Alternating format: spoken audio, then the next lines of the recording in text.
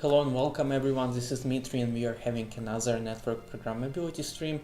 Today is 31st part of 33rd stream as part of this series, and today we are going to learn Golang.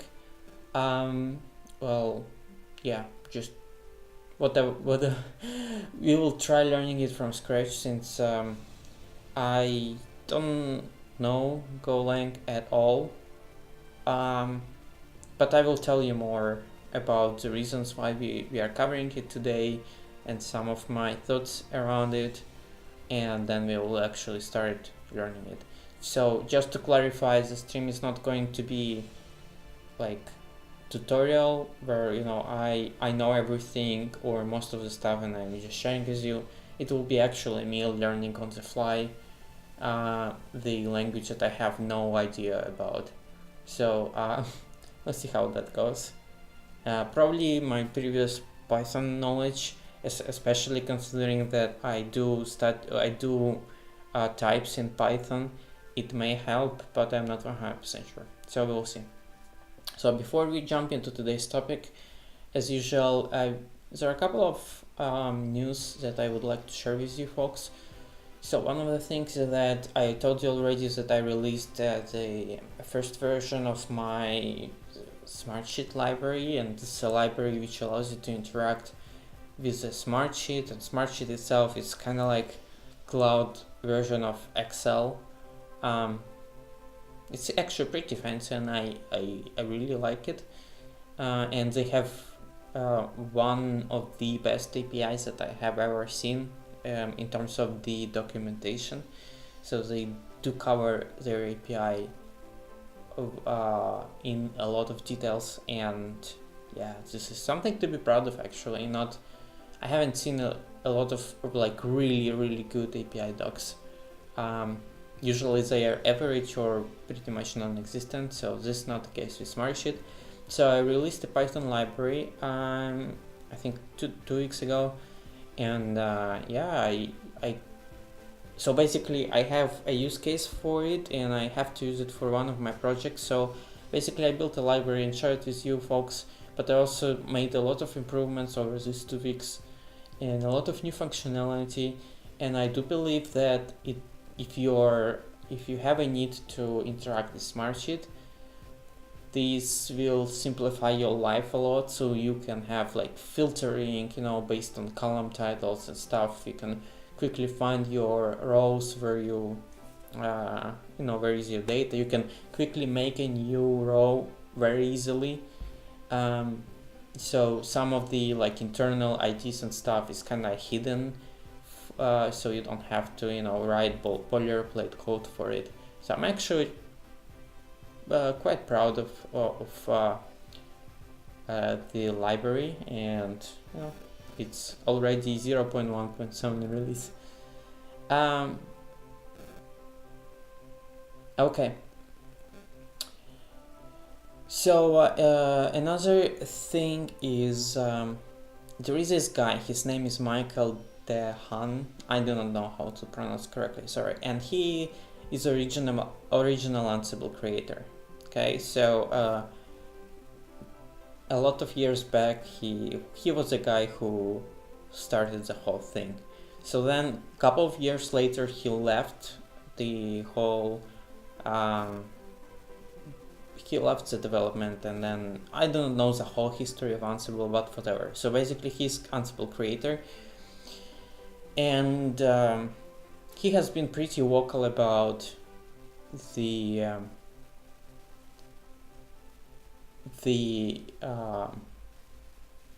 idea that programming in YAML is just a bad idea, and probably I like to read him because it coincides with my opinion, I guess. So I also think that writing your logic, like some kind of like logic or algorithm or whatever in Ansible in YAML is just the worst idea ever, and this is where we agree. So so what he's doing right now, and he started I guess like a month ago or so. So first he created a new CI/CD system. It's called Vespene. I have no idea how to pronounce it correctly. It's kind of like a competitor to like Jenkins and some other stuff. It actually already has pretty extensive docs. So if you like go to Vespene docs, yeah, they have a lot of docs. Probably it's not yet production ready. I don't think so. But I am curious since even though I do not know much about it, I'm curious mainly because he was creator of Ansible. So again, I don't think it doesn't mean that if you created one thing good, you will make all of other things very good. But also, it gives some credibility, and I'm thinking it's worth checking out. So once it will be more mature, I will probably cover it. So he's one of the people. Well, he's the main person behind this project, which is CI/CD tool. But then also, he started even younger project, like I think 2 weeks ago, which is called OpsMob. And OpsMob is basically Ansible competitor, kind of like next generation Ansible and stuff. So docs, by the way, should come today, and PRs will be open on December 1st, and they have a forum and stuff. And his biggest takeaway is there is no longer YAML for writing your tasks. You actually have to write Python code. Sounds very familiar, isn't it?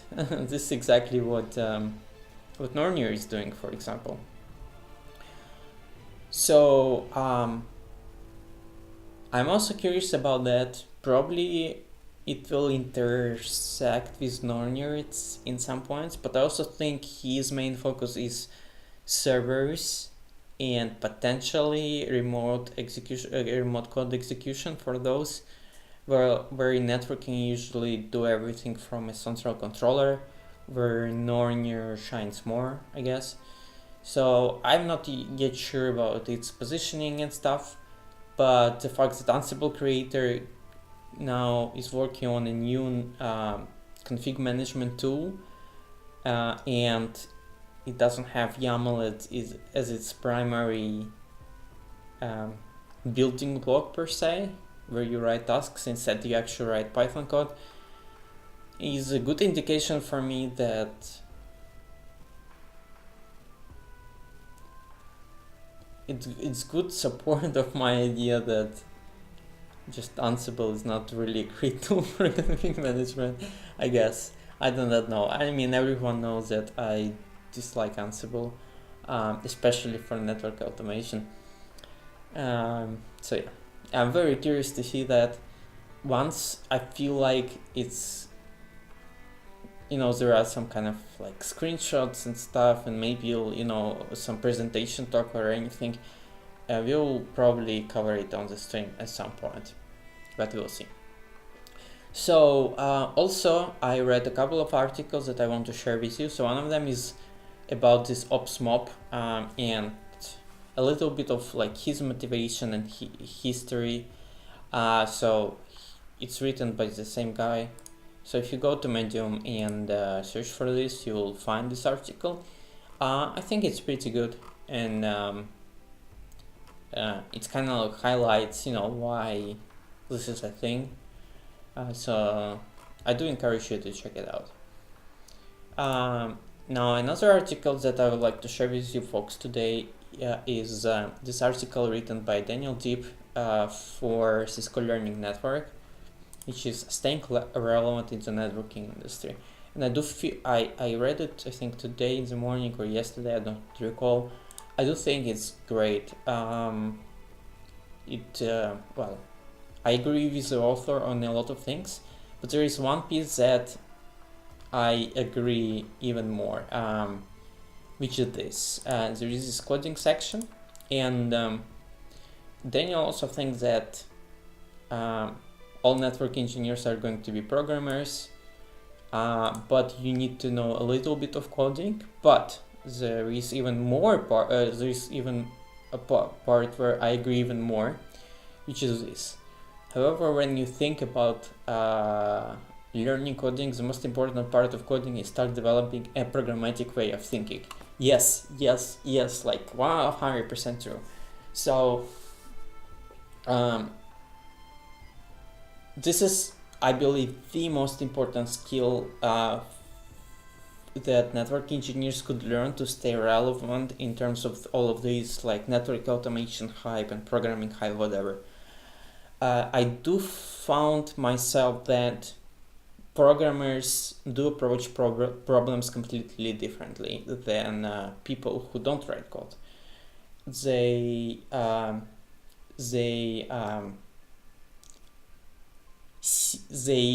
instantly in their mind divide a big problem into more smaller tasks and more approachable problems, whereas they also have some potential idea how you would approach each one of the smaller pieces, and which allows you also to make some estimate on how big is the project and how hard would it be to actually do what is required.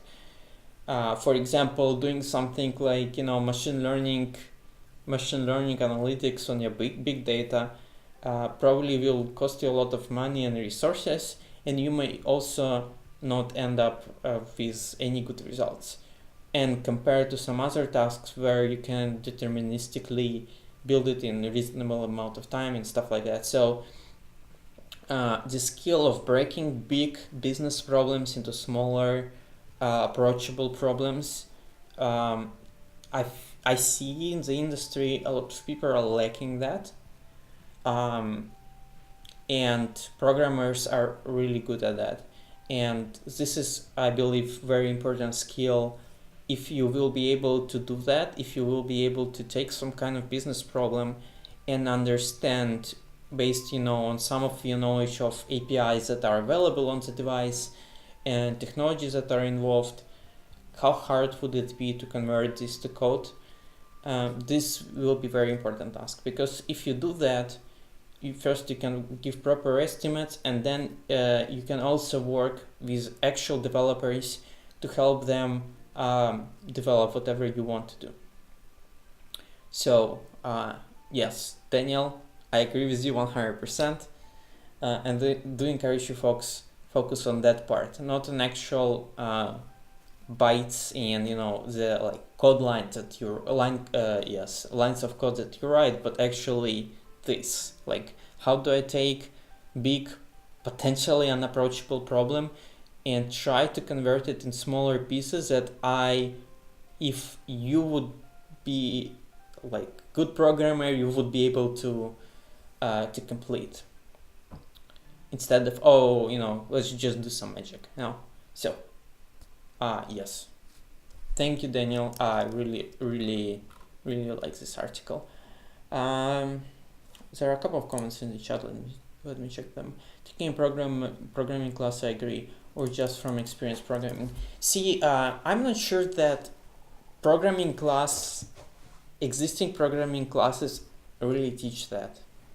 So my personal belief is that a lot of programming classes are focused on the actual code itself and like data structures and what is int and what is float and what is dictionary and stuff.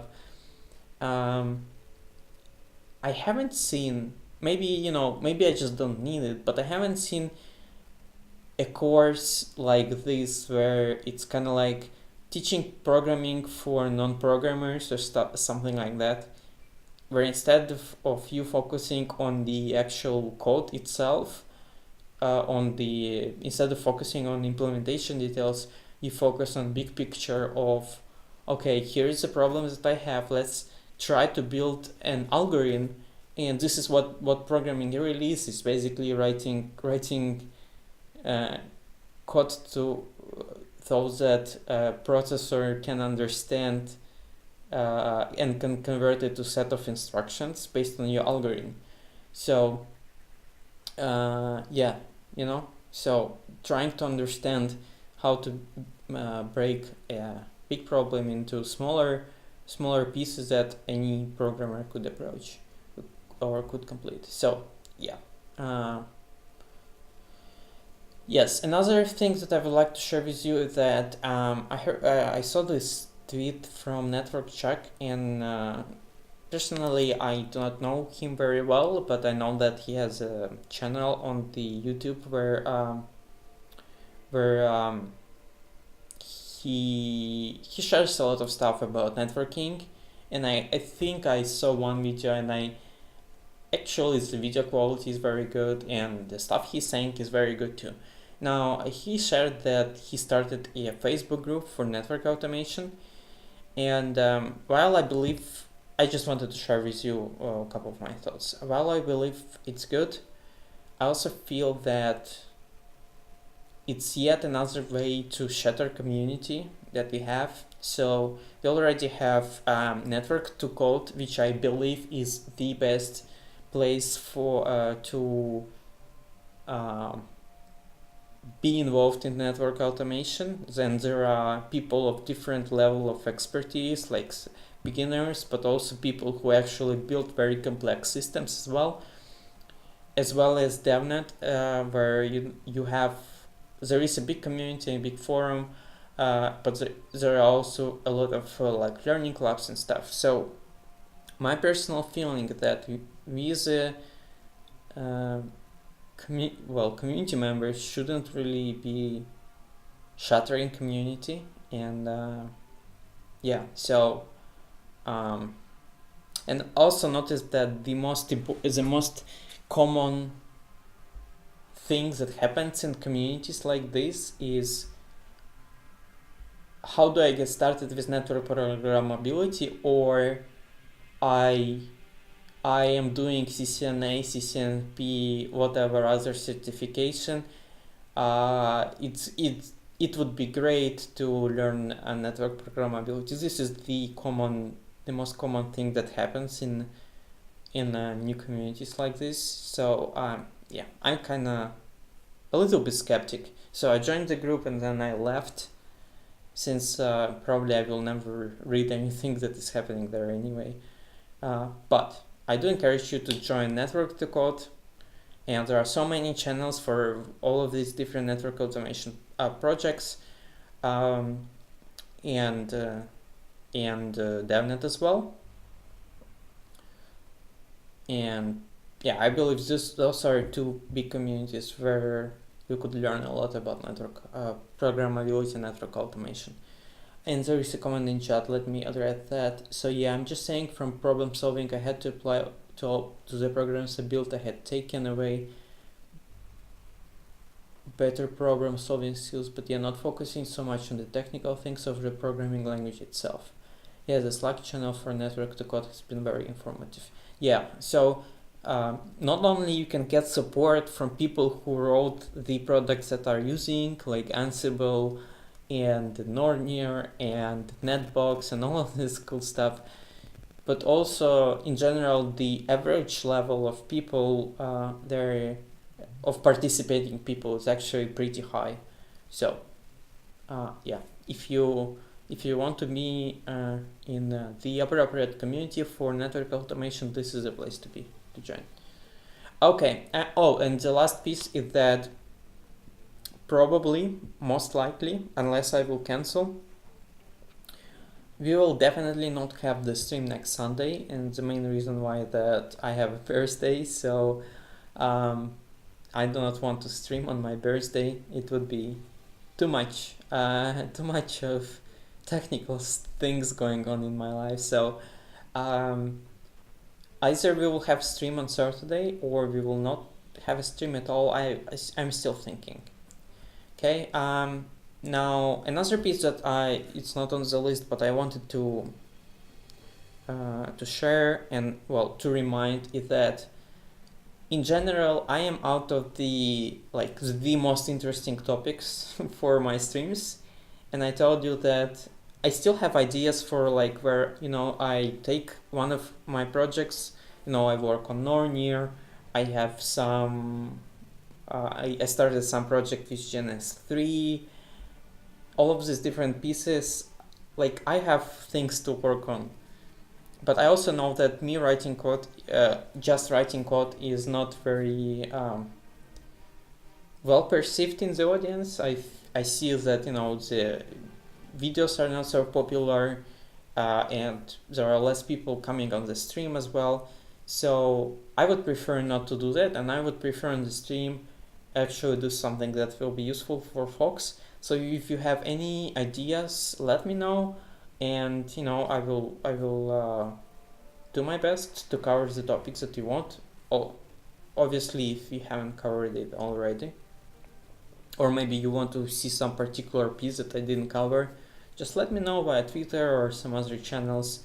So this is a topic that I didn't cover and you want me to cover, and yeah. Otherwise, I will be coming up with some of my topics, but as I told you, the list is getting exhausted. So yeah. Okay, so let's jump into today's topic. So today we are going to talk about Golang, and we will try to write some programs in Golang. So a couple of things. First of all, I have no idea about Golang. Well, I know that Go is a programming language.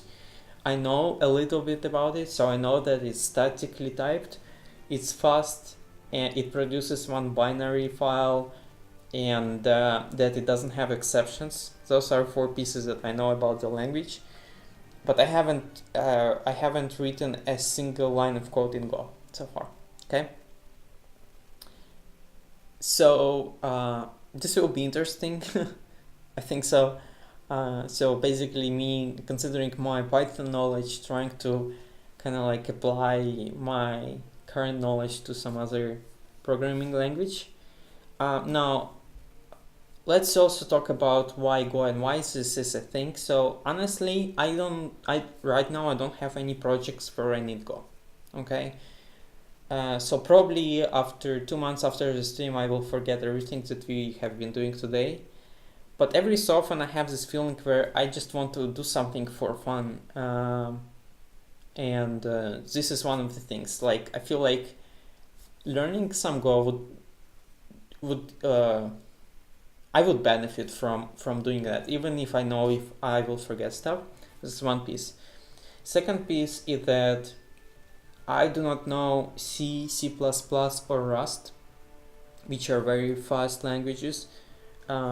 I know Python, which is generally quite slow, unless you use some tricks, like maybe use Python or PyPy or whatever. So in general, though, Python is slow, like CPython, and right now I don't know any fast language to the point where I can write any program I want, and Go seems like a good choice if I have that, if I have a JSON file which is 50 megabytes in size or something, and like in Python it would take only 30 seconds to read it or something, where in Go it will probably much faster. So I would like to at least have some understanding about the fast programming language, statically type as well,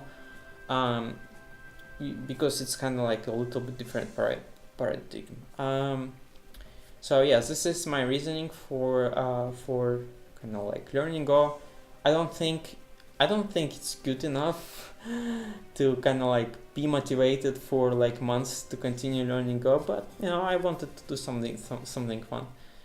So what are we going to do today? So I will share a couple of links where we have a tutorial for Go, kind of like getting started and stuff. So I will try going through those, and also depending on how good we will be doing, and I do not know yet, ideally I would like to end the stream with me going to some device via SSH in Go and collecting some command output. So if I would be able to do that, I think it's kind of like mission accomplished. If not, that's fine too. It's not like I'm in a rush anywhere. So just a quick reminder that we'll have a hard stop at 8:30 my time, so it will be less than 2 hours. So with that, let's get started. And so two resources that were shared with me is, let me see. So one of them is Tour of Go, which is this. So probably we'll start with this, and they have like a couple of lessons here. And there is Go by example, which seems like even more stuff, but that's fine. So I think we'll start with this. Now there is one piece that I like to do when I learn new stuff from course or from tutorial like this. Usually I don't like doing it on the web.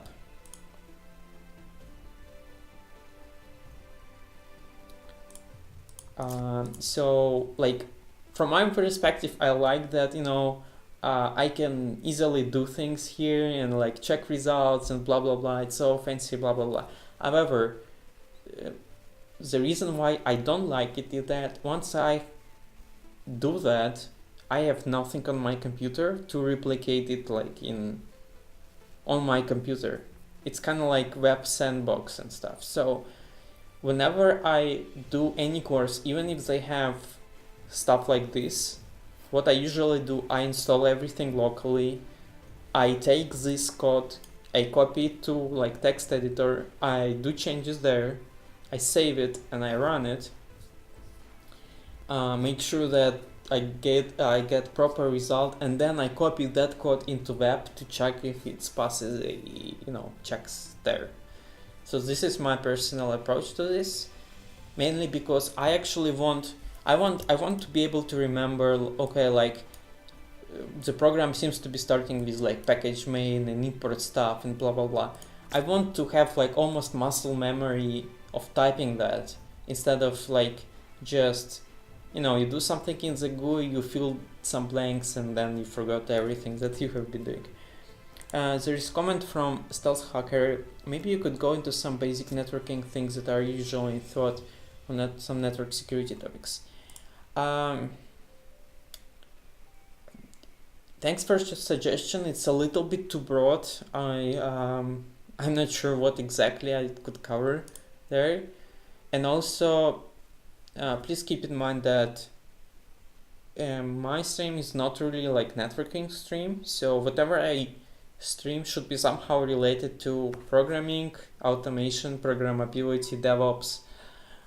So I'm not really personally interested in covering something like routing protocol or I don't know, VPN or stuff like this. There are some other resources to do that. What I'm doing, I think no one else is doing really, trying to play with different network programmability topics. So if you have something more specific, please do let me know.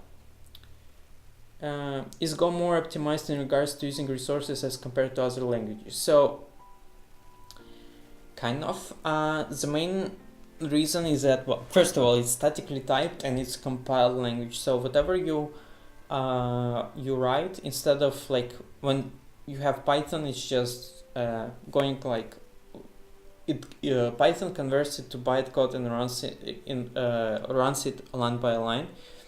It doesn't have static types, and in general, static typing does increase performance a lot. So yes, it does have a slim memory footprint, but also another interesting piece, and this is what I have been told, I haven't checked myself. They do have really good language constructs and language architecture to support concurrency using things like Go routines and channels. Again, I do not know much about them yet, but I know that writing asynchronous code in Go seems to be easier than in some other languages like Python. So I'm actually really curious about that part. How do they achieve that and stuff like that? So, with that, let's get started. I haven't installed anything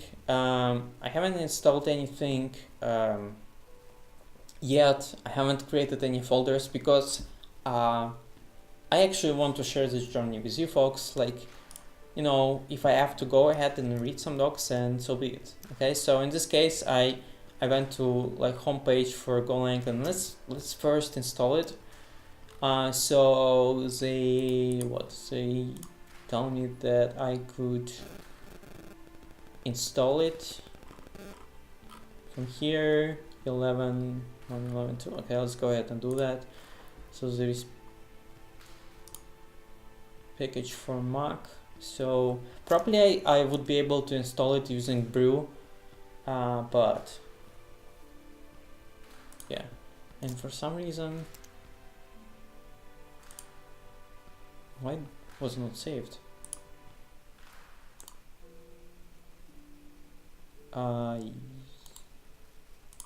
Let me see.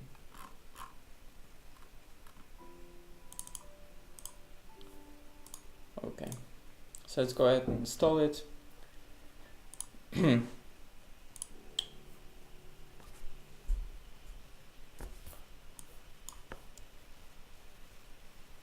Meanwhile, let's see what it's saying. Download package file, open it, follow the prompts. It will be installed in user local Go. The package should be put. This package should be put in your past environmental variable. You may need to restart any terminal sessions to take the effect.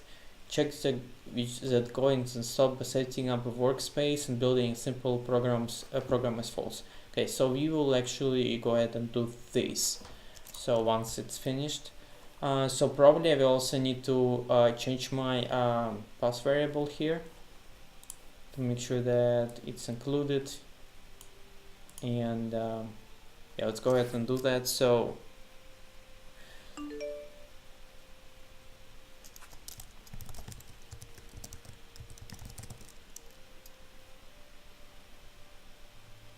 I think I'm sorry folks for just a second. I want to make sure that I don't show you some secret tokens and stuff. So all I'll be doing, modifying my pass variable. I will do it on different screen, just to make sure that none of the secret information is leaked, because that will be not good.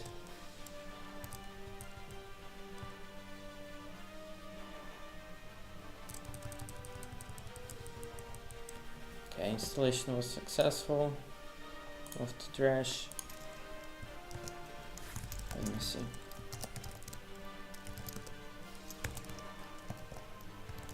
Yeah, so my I'm sorry that you can't see it right now. So I can see that I actually have to modify my pass variable manually here. So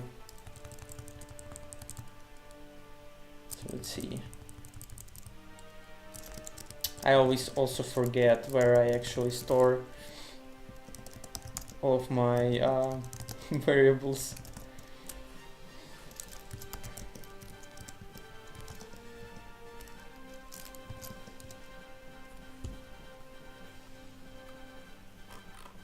Oh, okay, I found it. So just give me one more second, folks, and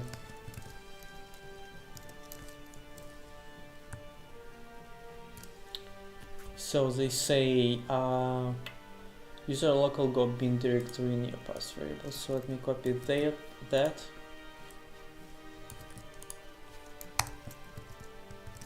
And save this and go. Yeah, so now it's working. So just one more.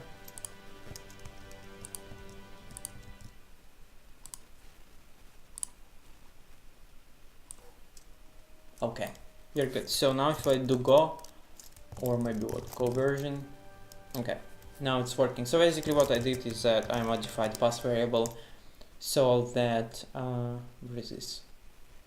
User local Go bin there. You opened your terminal before installation was complete. I actually checked in the new terminal and it was still not working.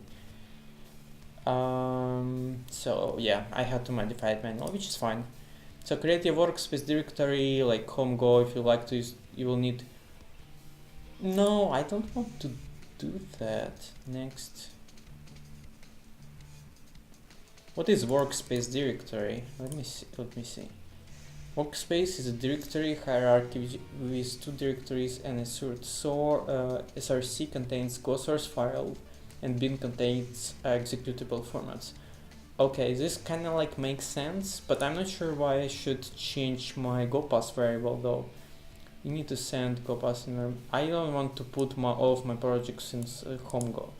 Next, create this. Okay, so cd. You know what? Right now, I will not do this, and I will not set up GoPass in my environmental variable. I will hope that it will create the binary in the proper folder. But we'll see. So let's do this. Oops, I'm sorry folks, I just opened PyCharm, so it will take. Okay, I'm good. So here I have my network programmability stream, and let's go ahead and create a folder which will say Go, and I created it in the wrong place. Damn it. So Go. No, this is not what I want. Okay, so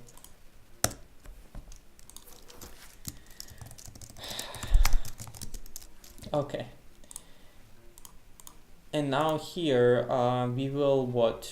So I'm thinking if this will be enough. So I'm thinking if I want to like put all of my source files in kind of like the same directory, or there should be like one directory per like project or per program. I do not know yet.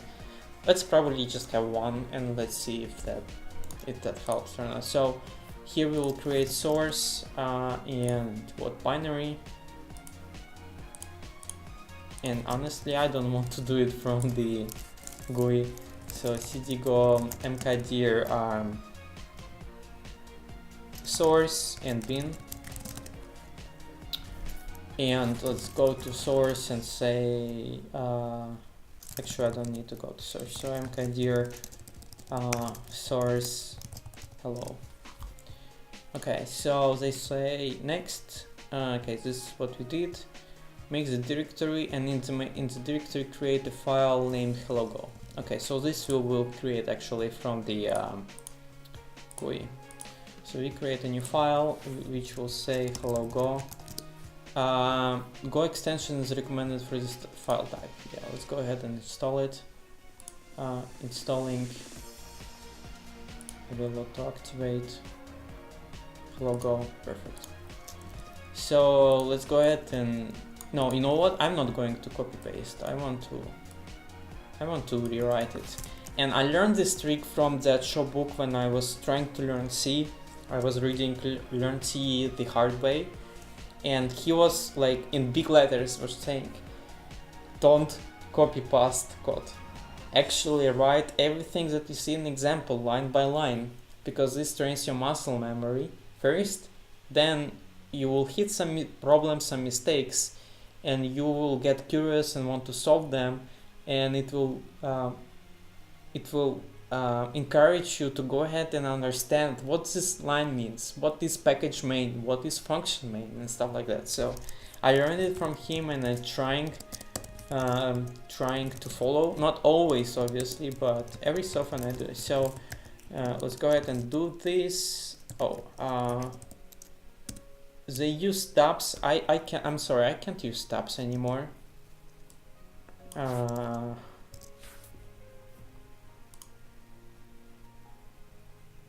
I don't know what this means.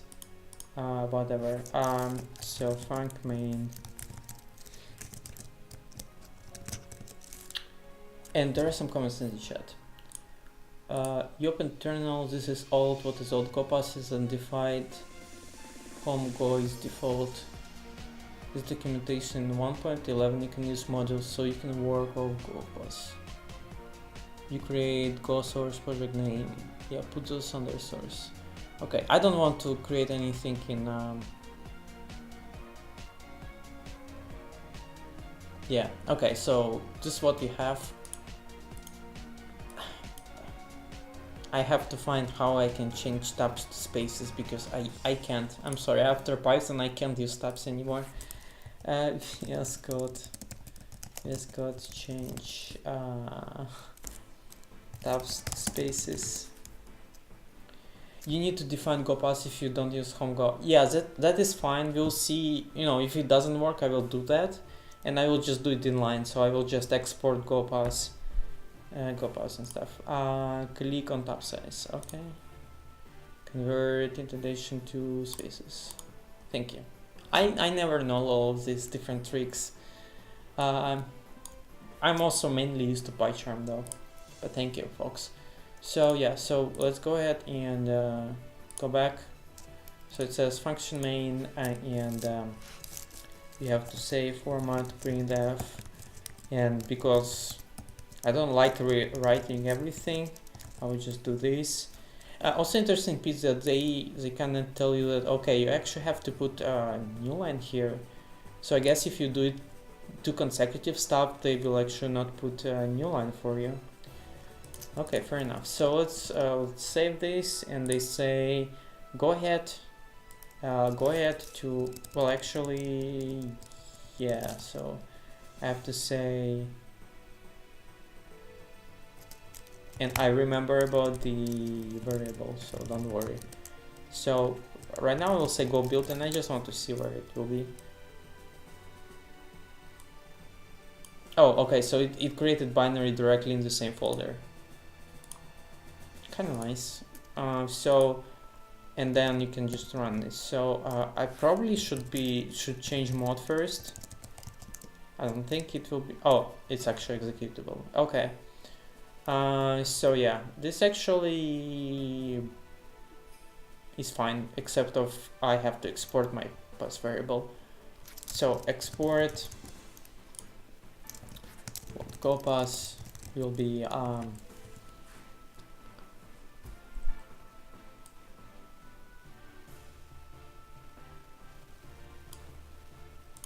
I do not know C, so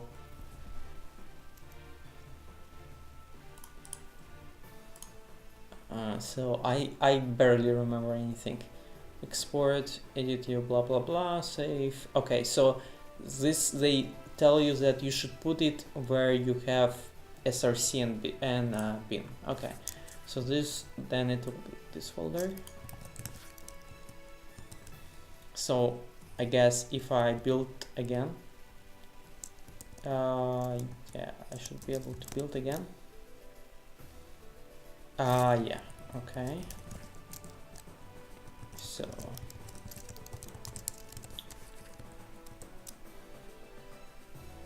go pass entry is relative, must be absolute pass. What?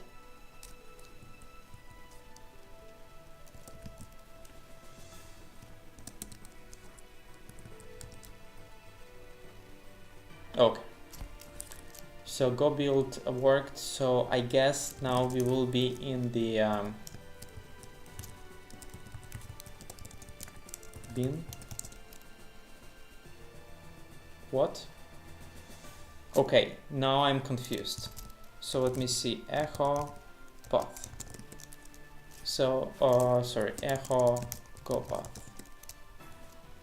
It points to the correct directory, however my bin folder is empty. Let me remove my hello and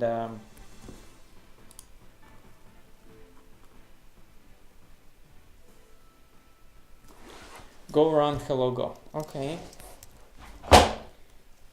Yeah, I mean, I think we can do that to kind of, but still it's bothering me. Like I set up go path, and but the binary went to the current folder instead of the binary, the bin folder where I specified go path. I don't know. Oh, whatever. So go build puts binary in your source directory. Go install will put it. Okay. Okay, interesting. Okay, right now I think I am good with this. Thank you. So, let's go ahead and do a couple of pieces. So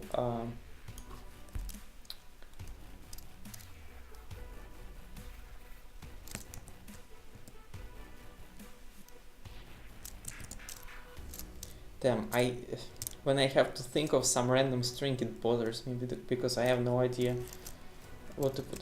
Okay, Cisco Live, Cisco Live Barcelona is soon, and I have to finish my presentation deck.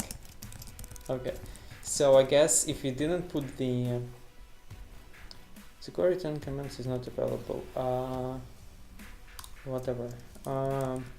So I guess if I didn't put new line, those will be kind of like on the same line, which they are. Okay, so I would need to do this. Oh, what? I didn't save this? I did, didn't I? Oh, okay, it was fine. It was fine, I was just doing it too fast. Okay, Cisco Lab Barcelona is soon. Okay, so this is how I print stuff. Uninstalling Go. No, I don't need to uninstall Go. I just install it. No thanks. I will keep it close to my heart. Let me see what are the comments in the chat, because I kinda was focused on the stuff that I was doing. Go build puts binary in your source directory. Go install puts it into the go pass go bin. VS Code makes many suggestions which are good. There are many programs that help you with linting and wetting your code. Yeah, absolutely. It makes sense. I just when you start, you don't want to be overwhelmed with all of the different stuff. I believe, like in Python world, it's also very similar. Like we have black, we have like flake, we have for linting, we have black for formatting code, we have mypipe for static type checking, pytest for running tests, and all this stuff. So I do believe that in Go there are so many different things as well. But when you start, it's very important that your focus is not to spread on all these different tools. And stuff like this actually was bothering me. Like there's some pop-up and oh, you don't have this thing installed. Do you want to install it? I don't even know why would I want to install it in the first place. I'm just starting, but that's fine. I'm just I like to rant and to vent, so that's fine. So we kind of went through the installation tutorial. So let me go to the where is it? Tour of Go, and let's kind of go through it and try to understand what is going on. So one interesting piece so far from these lines of code is, well, for now I'm not sure what package main means. I guess like every kind of like entry point should be, I'm not sure if you need to do package in every single file or not yet, but it feels like it seems like the entry point for your program where you put package main. And another interesting piece is that for like printing stuff, you actually have to import a library. I guess it's a standard library, but it's kind of interesting. So like almost, even when you just want to print stuff, you actually have to import something. So then there is function main. So yeah, I guess the reason why this runs is because it's because it's package main and the function is main. I do not know yet, but it seems like to be the case. So okay, welcome to Go. The store is divided. You can blah blah blah. When you click on format, the text editor, it's Control Enter. Okay, so this is the same stuff. Let's run it. And yes, thank you. I know exactly how to pronounce it. Vertical bar and then horizontal bar to the right, and no, whatever. The entry point of the program is main. Okay, makes sense. Every single source file needs to have a package so that compiler knows where the code belongs. The entry point of the program is main. Okay, makes sense. There are many programs that help you with. Okay, I covered that part already. Okay, so let's go ahead and continue. The tutorial is available in many languages. Wait, what? Oh, okay. By default, it's English, but then it's not here. Okay. This tour is also can be run locally. No, I don't want to run this tour locally. I will rewrite all of the code. Go playground. I'm not interested in that part. So yeah, I would like to go ahead and check this. So let me also resize this to make all of this much smaller.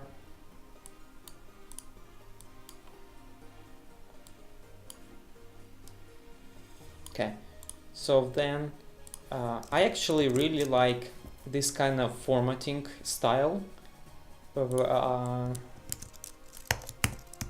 This is what Black does, by the way, for Python. So when you have to import a lot of different stuff, you can also like put parentheses and kind of like put one package on each line. Usually separate them by comma, but you simply don't have to do it in Go.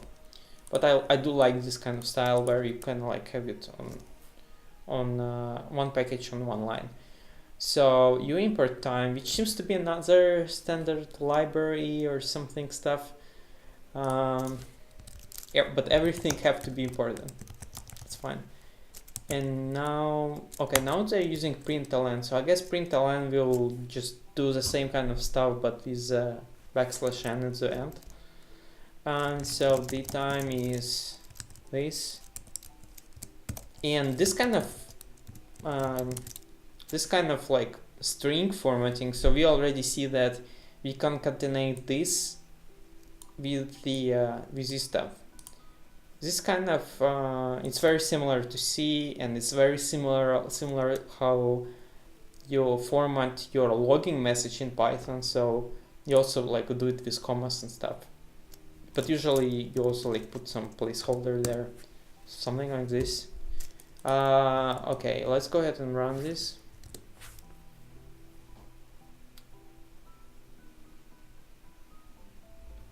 Okay. Oh. Okay. I wasn't reading this stuff. Oh, interesting piece is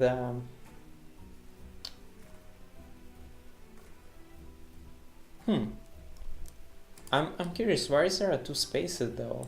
Like, what, when you put like comma like this, it just puts a space, or it's this space? Well, I don't think it's this space. This kind of space should not matter. Yeah, so seems like with println, when you do comma, it actually puts space for you automatically. Okay. And this seems to be ISO format, right? I think almost, except of this time zone. I think time zone is not the case for ISO, you know, this typical datetime format. Okay, fine. So yeah, we did that. Let's also run it here. This time it's this. I have finished the first module, yay. It's not like I learned a lot. Okay, the program starts running in package main. Program is using packages for import. By convention, the package name is the same as the last element of the import bus. For instance, the must run package comprises files that begin with statement package run. Okay, here I'm not 100% sure what this means. I mean, then where mass is coming from? Is it like what? Just, you know, convention, like this is like rand packages inside of math or something like this. Package comprises files that begin with package rand. Environment in which these programs are executed is deterministic, so each time you run example run will return the same number. To see different numbers, seed the number generator C run seed. Yeah, so since I always like to go off script, I will actually go ahead and try to kind of like play with this a little bit. Time is constant in the playground, so I will need to use something else as a seed. Okay. So let's go ahead and do this now. We have to import mass rand and say that println random number selected number, and this will be run in n10. So let's run this now. And Wait, what? Why don't I have a new line?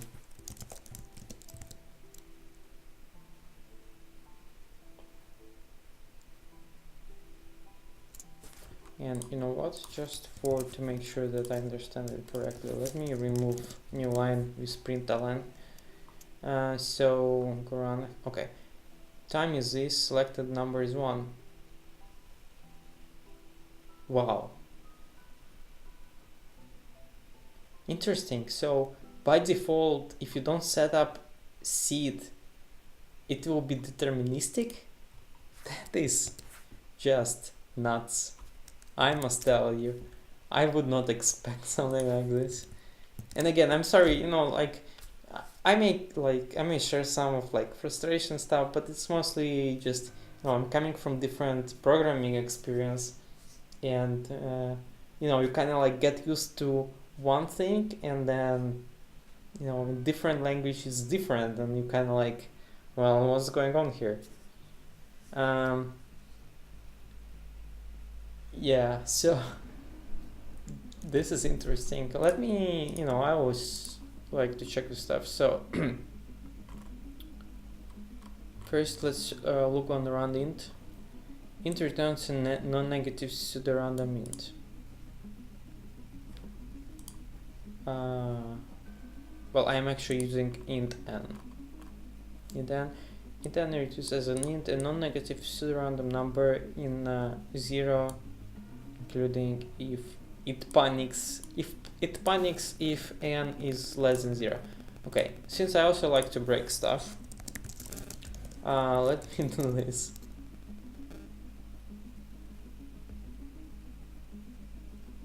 Yes, I crashed my Go program. Whew. I'm happy now. So let's try to understand the stack trace. So invalid argument.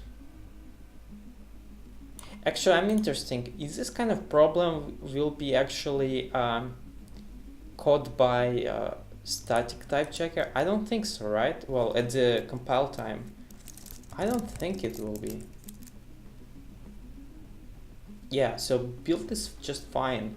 So this actually crashes at runtime. I guess it will crash at compile time if I pass here a string.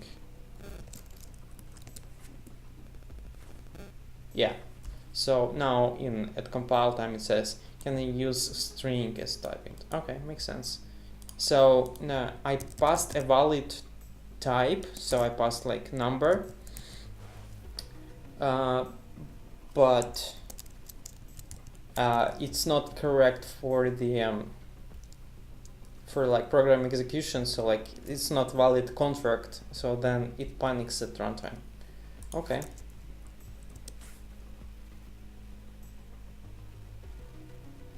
A panic call can happen if function calls panic or when you do something that's considered to be violation by OS. Okay, makes sense. Okay, cool. So I'm done here. Well, I'm not done because I want to get a random number which is not 1. Okay, so I guess I have to do run seed function seed int 64. Seed uses the provided seed value to initialize default source to deterministic state. Seed is not called the generator, behaves as it seeded by seed1. Seed values that have the same remainder when divided by blah blah blah. Seed unlike run seed method is safe and concurrent. Yes. Okay, so I guess I would have to do this. So I have to say seed, and let's pass time or something. Because with the same seed it will always be the same result, and then it's not what we want. Cannot use time as type int in argument. Okay, let's do this. Go convert time to int 64. Blah blah blah. Just divide it. Time now. Actually, I think this should work.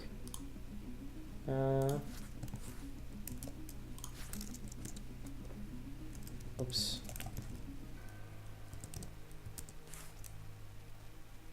Okay, now it works.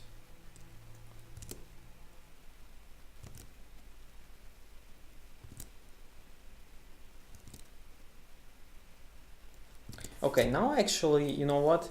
I know that we have the story and stuff, but actually I would like to assign a variable for time now. So then I want to print this time like human readable and in Unix nanoseconds. So yeah, okay. Even though it's not yet part of the program.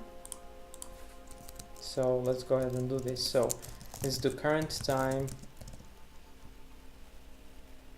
Oh, and I guess I should do camel case. Again, I kinda having hard time adjusting it to that from Python world. So this will be current time, we'll say time now. And we will say that here, and I'm not sure if this will work in Unix nanoseconds.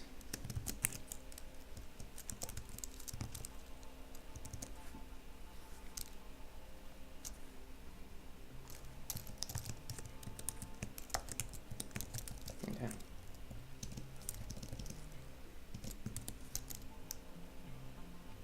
Undefined current time.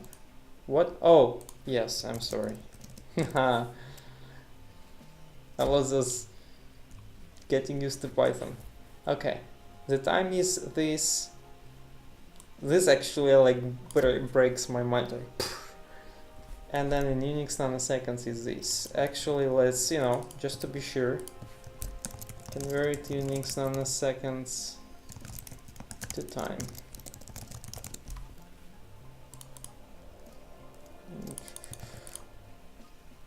Okay, fair enough. Okay, good. Yeah, so I like doing stuff like this. You know, I get some tutorial and then I kind of like go wandering different stuff. Okay, so this is something that I, for example, did not expect that, you know, by default it will be deterministic.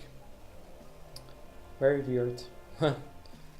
Whatever. Okay, so it's... Oh, you know what? Another piece that I want to check, which is...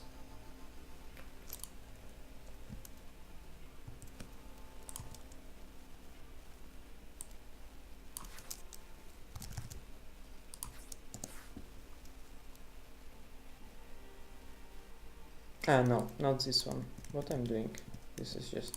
I want to select another number again. Even though the seed is 1, I believe the next number should be different. Yeah, okay, so yeah, makes sense. So it's just, you know, set the seed to 1 and then the first number happens to be 1. Okay, good. So, well, we covered this already. The code groups import statement in blah blah blah, factored. You can also write multiple import statements. Yeah, well, I like this format more. Okay. And now they also introduce us to sqrt in mass module. Well, I don't want to do that, but I'm interested in what %j means. So let's go ahead and do this. So go, I do not know how those things are called. I don't think they are called literals, but let's see. Percent variables. Or maybe it will be just here. Oh, okay. So the verbs value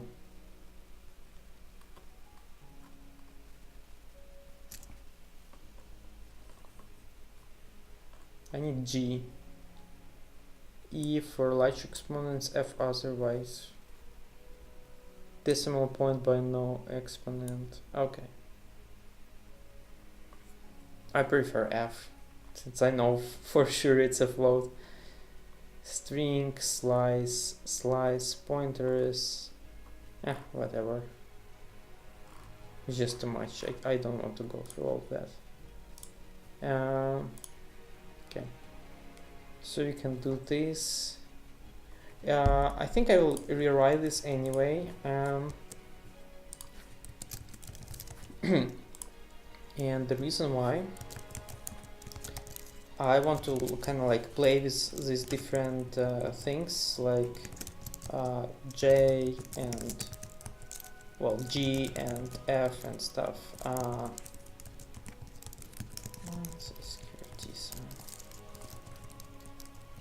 Okay, so let's see. And of course I should have. Okay, so this just prints float. I guess if I put F it will be the same.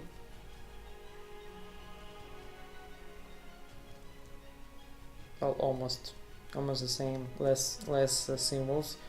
What if I will actually put integer? Will it crash at runtime?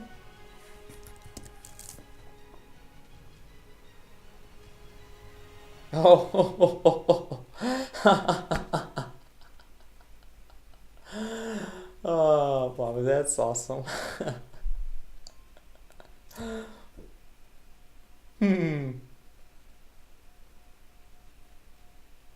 Okay.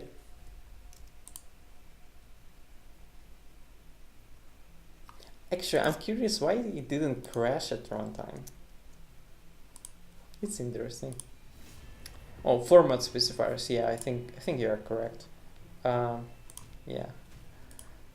This is interesting. I really expected that it will either strip the part after decimal point, or it will actually crash at runtime, but it was neither.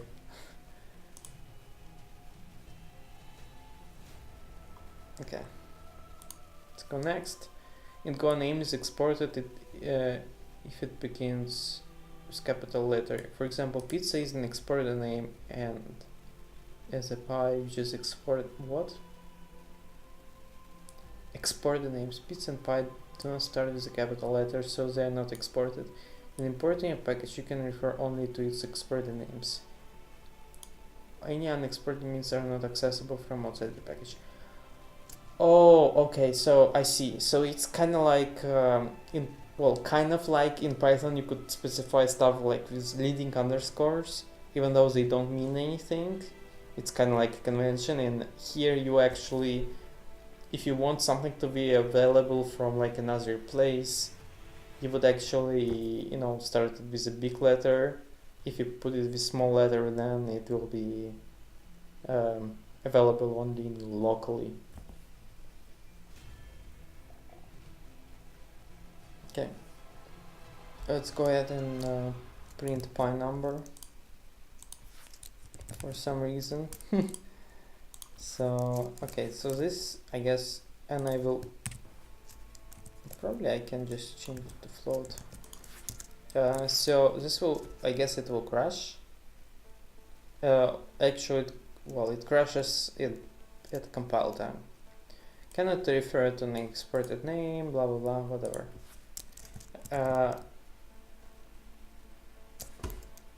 Hold on. Visual Studio Code, go to definition.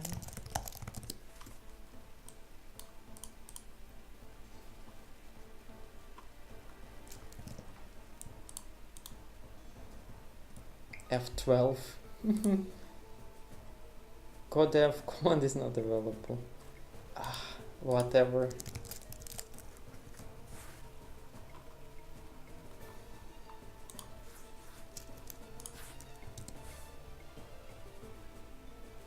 Okay. I really expect that it will take me to some, source code for the mass module or something. But it seems to be not the case. Okay. Where was I? Okay. Okay, this is done. Let's go ahead and do it here as well. So run. Function can take 0 arguments or more. In this example, it's 2 parameters of type int. And notice that the type comes after the variable name. Yeah. This is a little bit confusing to me, but you know, in C usually start, you know, you say like const int. Is this? Yeah. Then variable name and then like arguments. Here is everything is in different order. So it starts with func, then function name, your variable name, and then type, variable name type, and then type, returning type. Okay. So let's go ahead and do. I'm actually curious if we have function overload as well. So let's go ahead and first let's do this. But I'm also curious if. Okay, let's first check if this works. So I guess this should be what?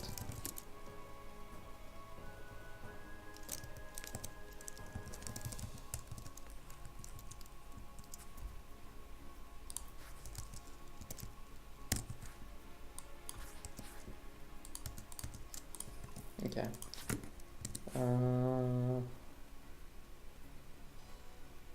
Okay, this worked. So this, and then I added those two together. I just leave one. Now I'm curious if you have function overload. So let me try first and then refer to documentation. So if it will be x, say, okay, I need to know types. Go types. Bool string. Okay, so I need string. String and y will be string, and then it returns string. And I think you can concatenate strings. I hope so. Something like this. And now I want to add hello and string.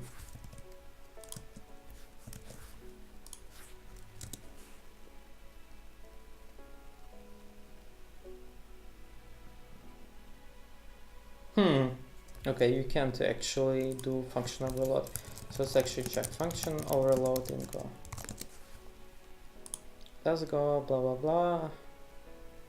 Porting a C library to go C function is defined like this.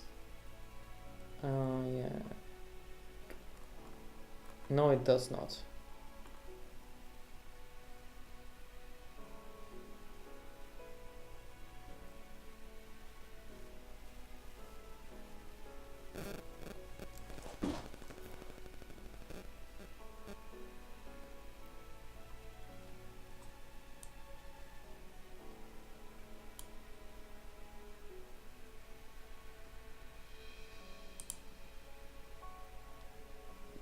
Okay, I do not know what this word means, but I will open this link anyway.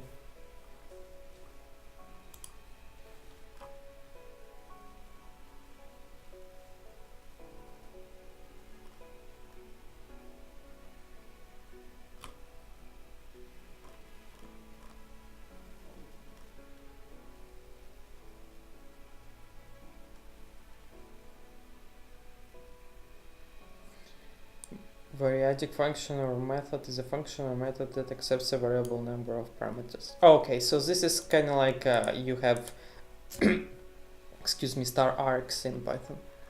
Right, you want, yeah, so basically you specify kind of like a sequence of stuff. But even in this case, this will not be the same as here, like I want to add numbers or strings. Okay, but okay, let's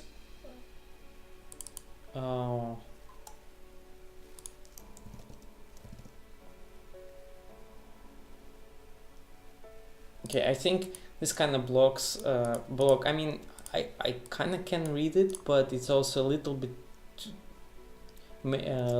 too much right now with my 0 level of knowledge of Go. So I guess I don't want to jump into that. I think it's just a little bit too early. Okay, so no function overload, I guess, but you can have variable number of arguments, but default arguments. optional parameters, and Go doesn't have optional parameters. Wow. Whew, okay. So see, I mean, all of these are different things. Okay, so like variable number of arguments is just a variable number of the same type arguments. This is kind of like star args in Python, okay, if you will, except of it's you have to maintain the type. Default arguments is different thing. Okay, default arguments is, you know, like it's just default arguments. Yeah, function overload is also different. So I'm not 100% sure why they are kind of like referring to like you can achieve this with that. They are not really the same things, and the use case for those are different. But okay, whatever. Doesn't support, so go ahead and create, you know, different functions for similar stuff, which is fine, I guess. Okay, function can take 0 or more arguments. Okay, we covered this. Yeah, it would take me some getting used to this syntax, kind of like reverse logic a little bit compared to what I know, but I mean, it's doable. For more about why types look the way they do. Oh, there is an article explaining why it makes sense. I would kind of just skim this through since newcomers wonder. Yes, I'm wondering.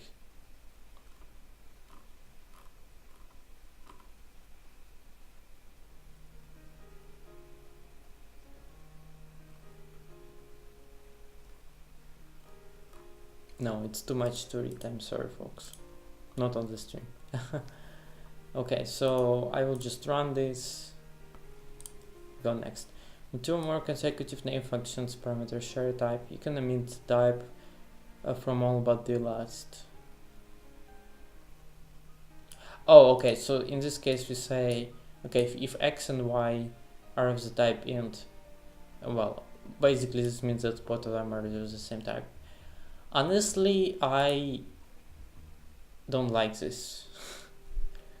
And probably I wouldn't use it, I guess, in my programs. Like, you know, if you're doing static types, you would probably want to you know, specify them individually, explicitly, unless you have an actual container which says like array of something or whatever. So yeah, I don't even want to try this, so I will probably don't use it. Don't compare it too much to Python because they only feel that Go is too limiting. Yeah. Yeah, I mean you're right. It's not like I'm like, you know, I expect Go to be able to do everything that you can do in Python with the same amount of code. I don't have this expectation. I know it will not be the case. But also, I think it's kind of like natural things that I am reflecting on what I encounter on my previous experience, okay? And so yeah, it's not like I am like, oh, you can do this and, you know, it's crap or something. It's just, you know, whatever I'm doing is just I'm reflecting on it based on my previous experience, that's all. Okay, so a function can return any number of results. The swap function returns 2 strings. Okay, this is actually nice. I mean, you can do it in C, in one line. You have to create a temporary variable, but Go supports the variable swapping. Okay. I'm thinking if I want to do that. Oh, actually interesting that here I have 2 types return, and then I have to specify them in parentheses. I'm thinking if it's related to Python somehow. Well, kind of. I mean, this kind of syntax indicates that it's a tuple. So I can relate to this.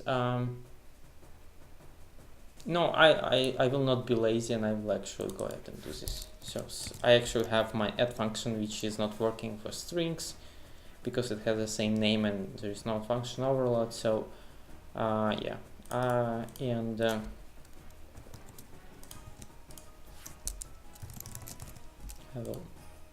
I will not get rid of this string. So okay, and okay,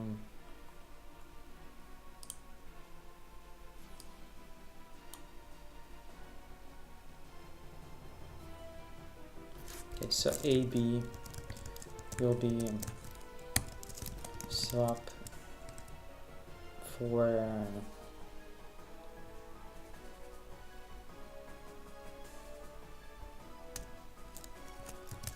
I don't know, when I have to put some random string or something, I don't know what to put. I will put sad and happy, and then I'm going to format println AB, and it would be nice if I would be able to spell it correctly. Okay, so then it should be like happy and sad. Yeah, I guess so. Okay, makes sense. Run here, go next. Go return variables may be named. If so, they are treated as what? If so, they are treated as variables defined at the top of the function.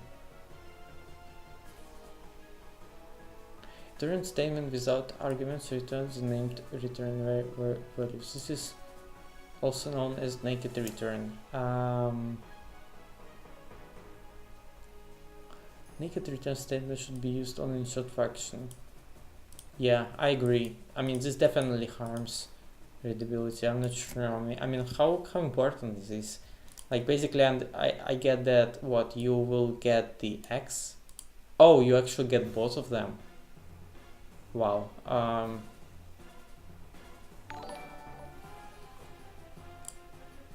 Excellent Tamer, thank you very much for yet another month of subscription. I really appreciate it. How are you doing today? How's your CC prep going? In C you can swap without temporary variable if they are of type integer or pointer.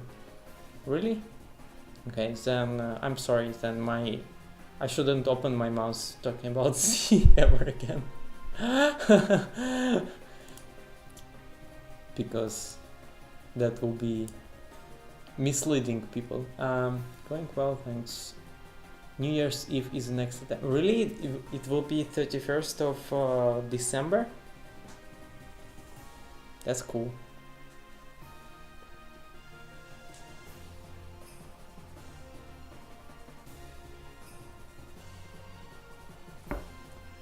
Wow, man. You know how to select dates. You decided, I want to get as much time as possible, but I want to get it done in this year, right? So, what is the furthest date I can have to put it to bed this year, right? Yeah. Well, I wish you good luck. I know that you have been studying very hard, and every so often I check what you're doing and I see how much progress you have, and at this point I feel like you're ready. It's just with the exam like CCIE written, there is your knowledge and there is a test, and they're related but not 100% related to each other. So yeah, knowledge plus a little bit of luck and you'll get it. But even if don't, that's fine, because I know that you are on that level where you can pass it. Okay, so if you don't get it this time, it just means that you weren't lucky enough. That's all. Because I know that some of the questions can be weird. So,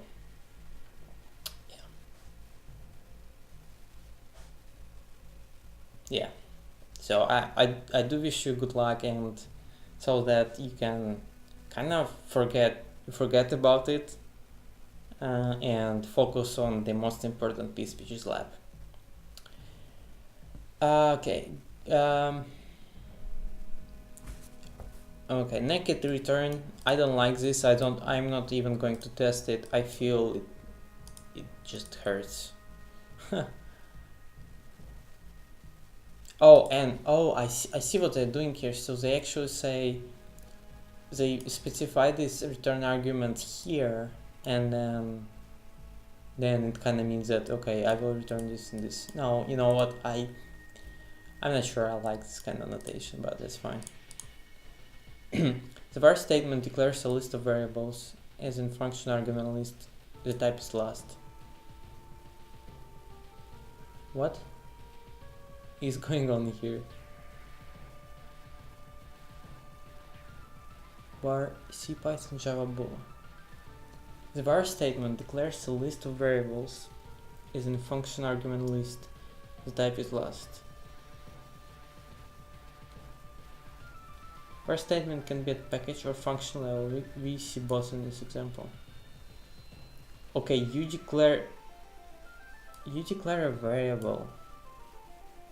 Okay, I'm going to try this, but also since you don't necessarily have to define a variable first to use it, so I'm not sure why you need something like this. Maybe I'm not sure. Okay, since you can just assign like result of function directly without creating kind of like a placeholder for the variable. So okay, whatever. So let's go ahead and try this. So they say, I will actually rewrite this not to make up anything. Java bool. So I say that, okay, all of these will be bool, and then there will be var int, and then I'm going to print all of those. So I guess they will get some random variables or some deterministic variables. I don't know. Okay, so initialize. I almost said F word. So initialization. No, stop. Sorry. No. So when I define a variable, it's getting assigned some default value. So in this case, for Boolean, it's false. For integer, it's 0. Okay. So it's different than like C, for example, because in C, if you know what, folks, I'm not going to talk about C. I just promised you 5 minutes ago. I barely know C. But as far as I know, if you do that in C, you can get any garbage if you just print. Okay.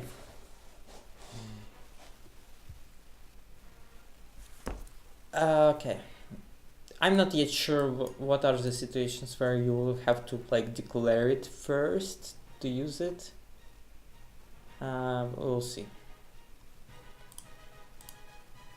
Yeah, I get the same results here. Var declaration can include initializers, one per variable. Oh wow. And if you do that, then you don't need a type.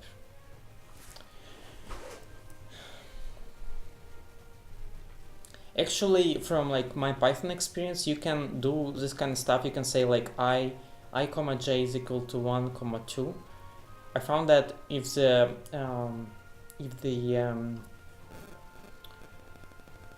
the values are like very simple like this, you know, like none or zeros or stuff like that, then it's fine. But when you have any kind of like function calls here, I usually always write them on different lines. It just makes sense to me more.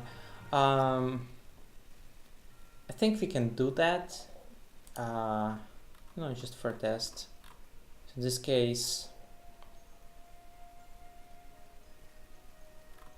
where is this? So this will be like false, true, and false, because Python is the only true programming language. Okay, could make sense. So inside the function, column equals is short assignment statement which can be used in place of var declaration with implicit type.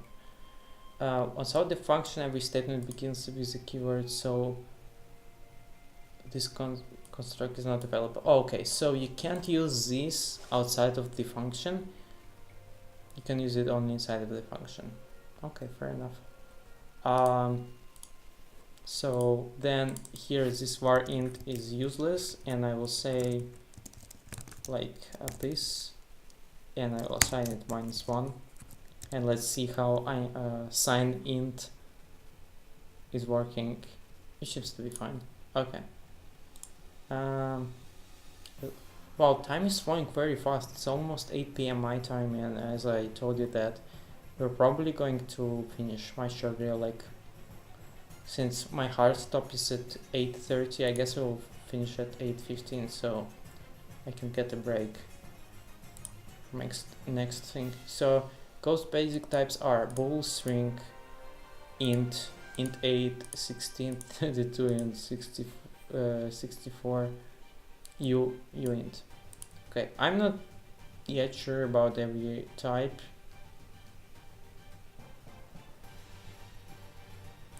I'm especially, well, I understand what this means, you know, like this means 8 byte, 16 byte, 8 byte or bit?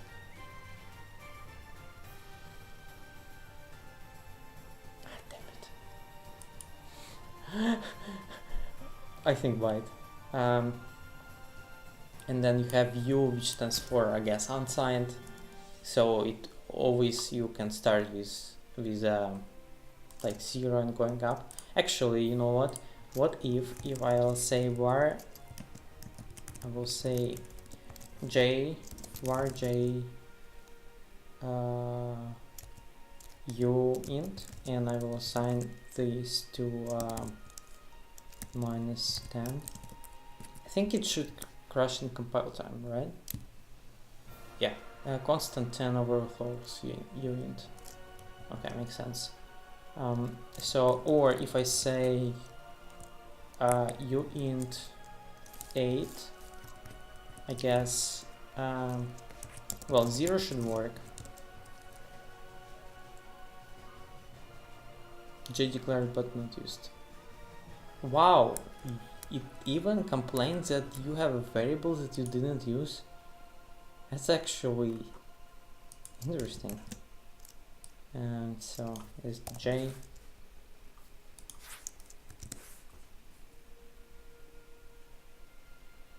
Okay, so this works. So then 2 to the 8th power is 256. So the last number should be 255 for unsigned. And then if I do 256, then it should, I guess, yell at me. Which it does. Okay. And then for int 8, I guess the biggest number is what, 127? And 128 should crash.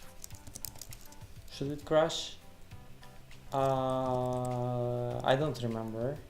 I think it, oh yeah, it crashes. Okay, good. So rune, there is byte, which is an alias for, okay, this makes sense. But rune, damn, I feel like I am playing some some Blizzard game or something. Run ls for int represents a Unicode code point. Okay, and then there are complex stuff and yeah, whatever. Examples show variables of several types. Also, that variable declaration may be factored into blocks with import statements. And the int, unit, and unit are usually 32 bits wide on 32-bit system and 64 bytes on 64-bit system. When you need an integer value, you should use int unless you have a specific reason to sized or unsigned integer type. Okay, so yeah, so for something like bytes, I would actually use bytes, but most of the time int will be enough. Okay, so this kind of notation is weird. Well, a little bit. And also this kind of formatting where you actually, separate like in column. Well, I guess like for formatting tool like Go Format, I guess it will do it for you. But pressing spaces to make sure they're aligned is actually weird. Okay, so and I wouldn't probably use this notation. As I told you, I really like actually doing like one statement on the line. In this case, I would actually do var to be bool false, var max int is this. Yeah, Go Format does it for you. Okay. But I guess I also need to install it, and for now I don't know how to install it. Okay.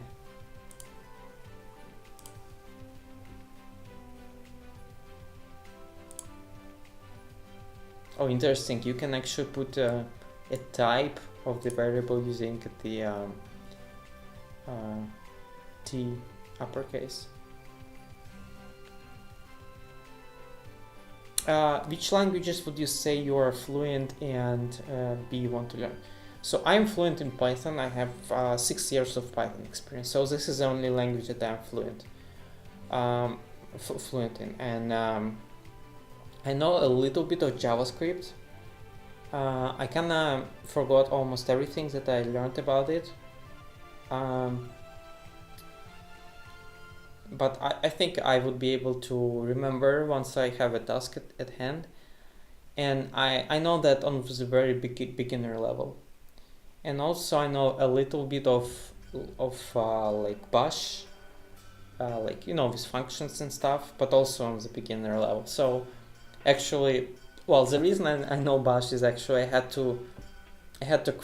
wanted to create like bulletproof version of downloading some files at boot up, where I really needed to using Git API.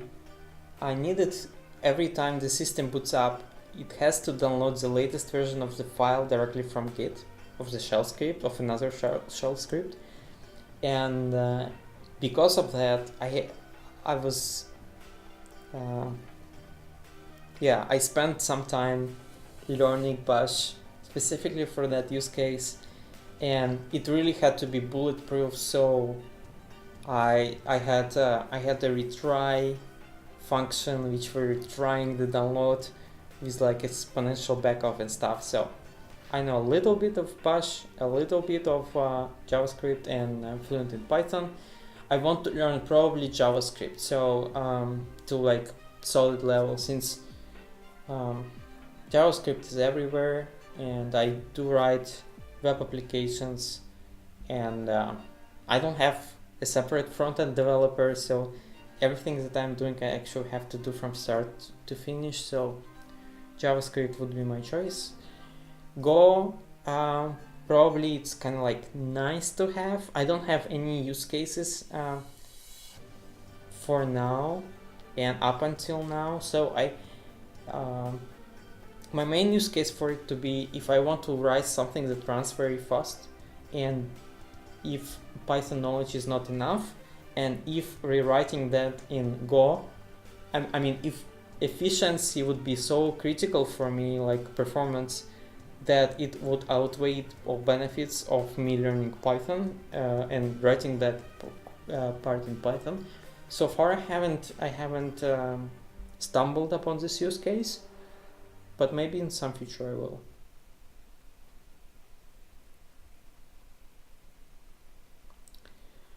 Also, many expect that Go format has been run on code. People will reject contribution if you haven't run Go format or in Go. But okay, I mean, this makes perfect sense. So that is fine. I also see a lot of Python projects right now which are using black, and they have black -- check as part of their CI. So if you do PR without doing black, it will get rejected. Some also put black in per commit hook, so that it's run automatically whenever you do commit. So yeah, it's very typical, but yeah, it's good to know. I would reject anything that doesn't pass PyLint.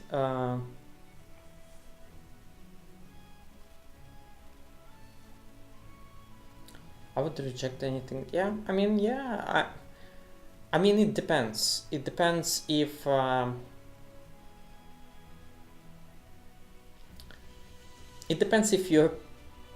have it as part of CI or not. Okay. If I don't have it as part of CI, then I would be more hesitant to like denying left and right people's contribution. I would encourage them, okay, could you please do that? But I wouldn't probably just go ahead and reject it. Both linting to like PyLint and Flag, they are, I mean, I don't agree with some of their rules. And every so often I actually go ahead and turn off some of the rules, like some specific rules, because I don't agree with them. Yeah.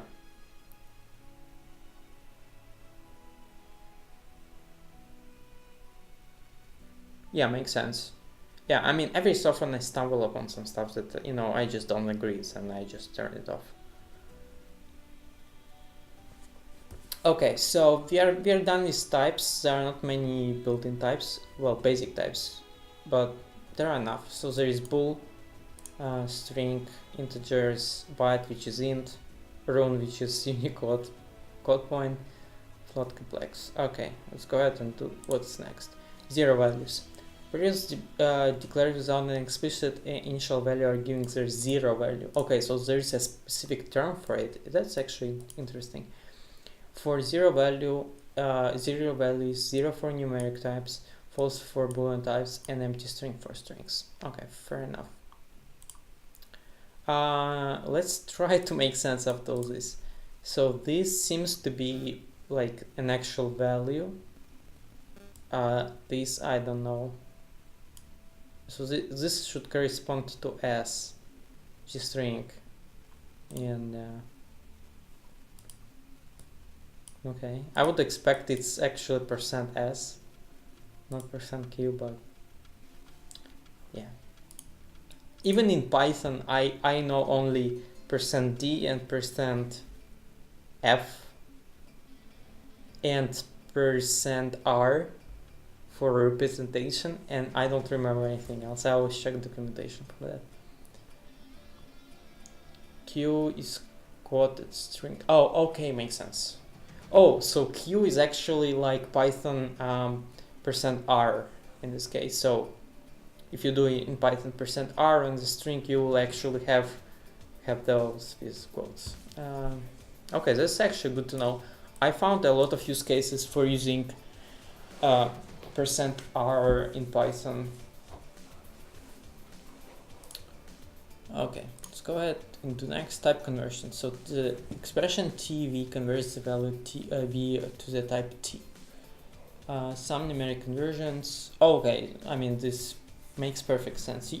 At least you don't have these functions int to string or something like this. Actually, I don't think it will convert strings to ints. Will it? So let's say C is string from int, from what? From 10, and oh wait, hold on, and let's do, and I will also do this println C, or maybe let's do F, and no, let's do println C. I mean, it will either refresh or not, I don't know. Oh, okay.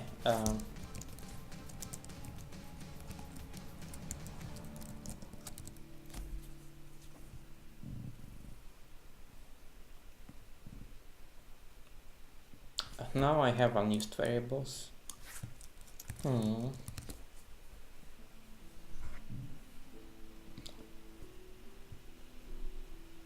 Wow.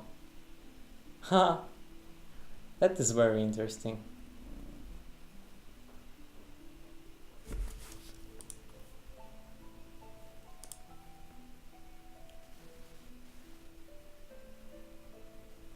Wait, hold on. C. Oh, okay. Let's do D.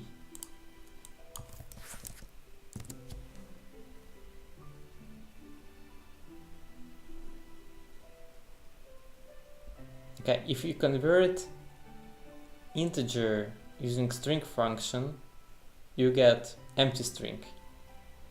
Okay. Yeah, I guess there is a specific function to convert integers to string and vice versa. Let's actually also do this. So E will be int from this, and we will, I guess this will also return something that I would not expect. Can convert type untyped string to type int. Okay, so there is actually a specific function to do that. Okay, so I guess you can do this type of conversion between, like, you know, floats and ints and blah blah blah. Yeah, like C and Go assignment between items of different type requires an explicit conversion. Try removing the float 64 or int conversion in this example, and see what happens. And like in C and Go assignment between items of different type requires an explicit conversion. Oh, okay, so if you have one variable which is int and one variable which is float, you actually have to make sure that you use float function. It doesn't do automatic, like, typecasting. Okay, makes sense.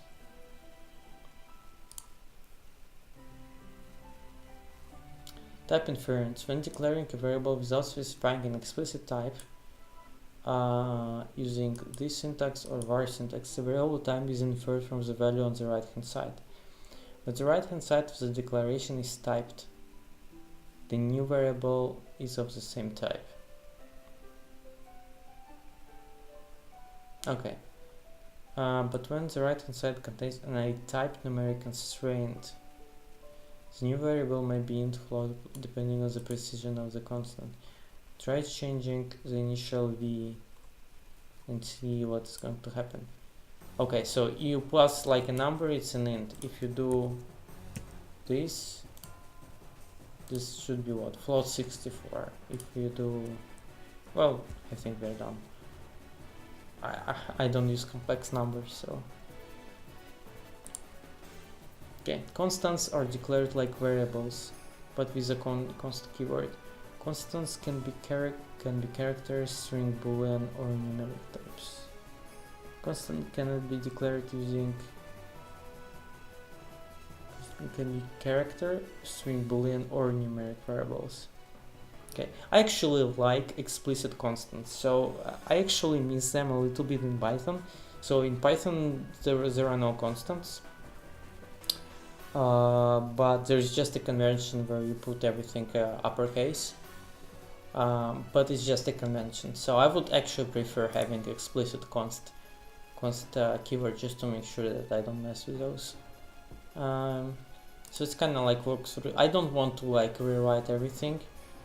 In this case, I don't feel like I get any other value. But then, you know what? Let me actually go ahead and crash this. So we'll say constant C will be 5, and then I'm going to redefine the constant. It's 1, so I guess it should crash at runtime. Oh, sorry, compile time. Cannot assign to C, and then you can convert this as well. So yeah, so let me delete this part. This is useless now. But it says cannot assign to C because it's a constant. Okay, so this is what I kind of expected. So nearly constant are high precision values. Type constant takes the type needed by its context. Try printing neat int 2. An int can store at maximum 64-bit integer, sometimes less. Okay, I'm not sure I get what they're trying to say here. So there are a couple of constants.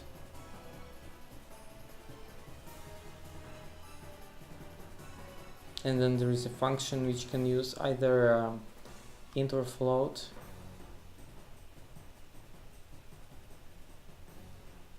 Wow. What, really?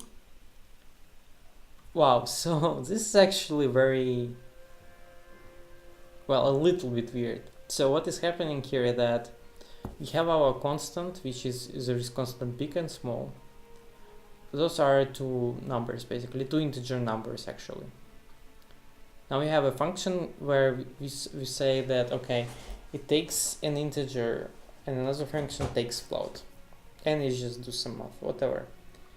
Now we are passing this integer constants to these two functions, and here it doesn't crash. Okay, so it doesn't crash even though this constant is an integer. It's untyped, but it's an integer. It doesn't require you explicitly to convert it, while it was a requirement for the variables, I guess. So, okay.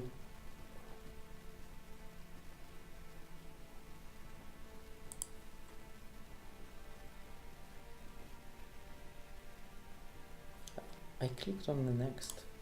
Okay, you finished this lesson. You can go back to the list of modules to find what to learn next or continue with the next lesson. Okay, so there is 10 minutes past 8, so I think we'll try.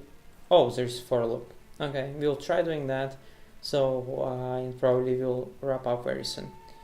So yeah, as you, I mean, we obviously didn't get to any kind of networking part and stuff like that, but I guess it's fine. Okay, Go only has one looping construct, the for loop. The basic for loop has 3 components separated by semicolons. Wow, interesting. So they don't actually have a while loop.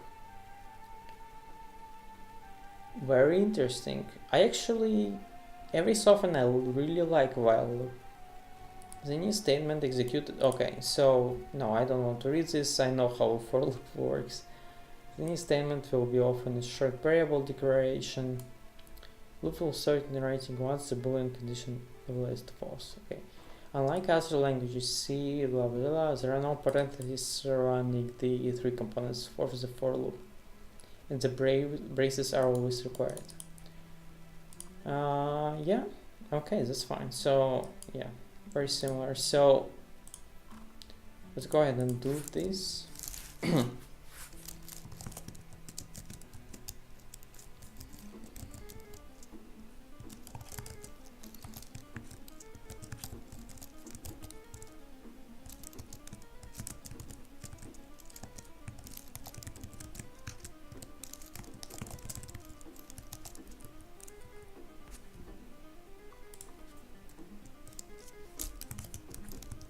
I think I would prefer if they had parentheses. You know, like things like your instincts. You know, you kind of like have this muscle memory from your primary language, and you know, like I guess in a lot of languages parentheses are used for the for loop. Not in Python, but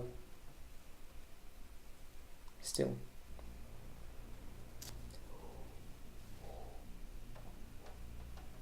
Excuse me, folks. So, well, I'm actually interesting. What will happen if I kind of like redefine the variable? I think it will yell at me. I would yell at me. No, actually, you know what? It's actually fine. So basically, if you say, if you are redeclaring the variable, you can reuse the same name. Okay. So for loop, init and post statements are optional. Okay, so so this will be kind of like a while loop, right? Where you just say this. It kind of like will be while sum is. My mouse stopped working. While like sum is less than this, you do this. Okay. But I must tell you, like I would just prefer while over this. 10 out of 10 times.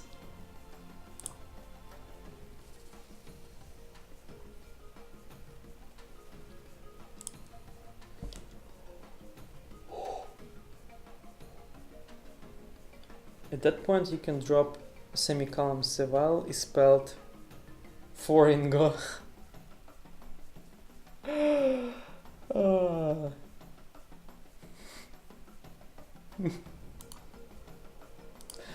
Okay. If you miss the loop condition, it runs forever.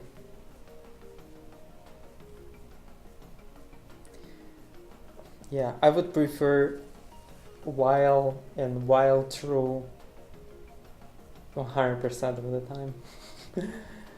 But yeah, unfortunately, my opinion doesn't matter in this case. Go if statements are like its for loop statements. The expression need not to be surrounded with parentheses. Okay, actually, in if statements, I prefer it. I think it's again like all of my Python experience talking. But I like when for simple statements you don't need parentheses. So let's do this. So let's say if I is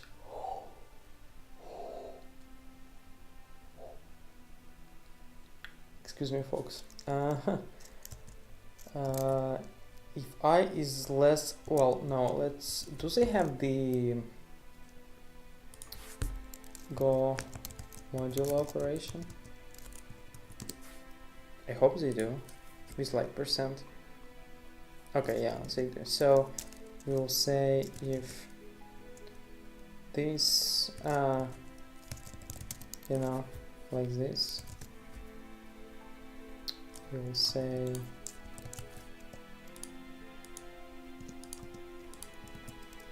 so the manual then it should be what?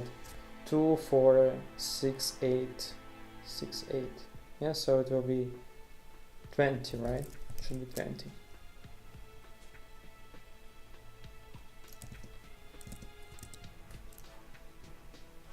Okay.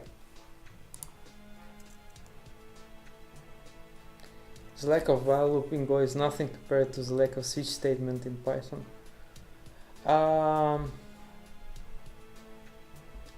I'm sorry, I disagree. I don't remember. I can't imagine a time where I actually need it, like a true switch statement, especially in C, where you also have to make sure that you break out of it. well, I like elif. And if I have too many elifs, like if I actually have to like get, I have a specific values, and I just use a dictionary, like dispatch dictionary, you know.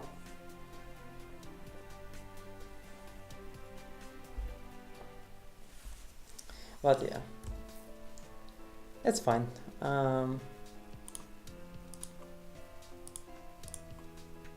Okay. This, let's kind of walk through this. What does it say? So function sqrt, it will return a string, and it will say if the number is less than 0, we will. I don't understand why people put examples like this, with some math. How often do you like really do math in your programs, like real math, like doing square roots and stuff like that? Not that often. I think like doing operations with strings is actually much more appealing example, but okay, that may be just me, and I like to whine about things, so sorry. So okay, if x is less than 0, we invert this and we take as, oh no, we invert this and call this function recursively.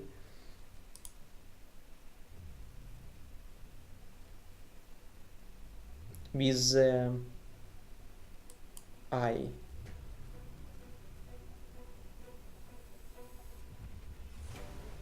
And then we call math sqrt. So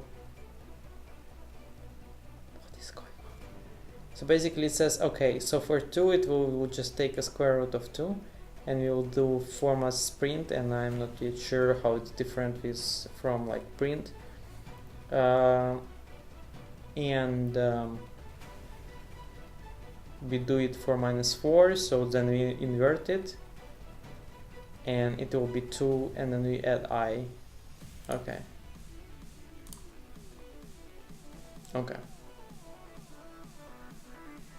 Like really in the examples you use the recursion to illustrate how if statement works. Okay. If with short statement, like for the if statement can start with a short statement to execute before the condition. Variables declared by the statement are only scope until the end of if.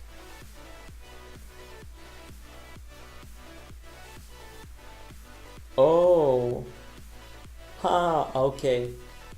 So this is like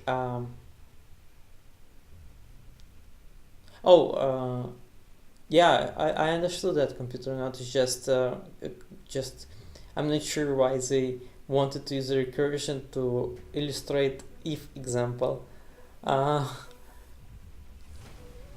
So this is interesting. So this is a feature that got into Python 3.8, and where everyone was against it. And so basically it's where you check for, you do some kind of assignment operation, and then you check a variable. In Python you can do still only like one statement, and it will check if if this is, I think you can actually do then, like you can delete this and do, let's say, less than lim and stuff, and yeah, but here you can just have a multiple statements to the same line.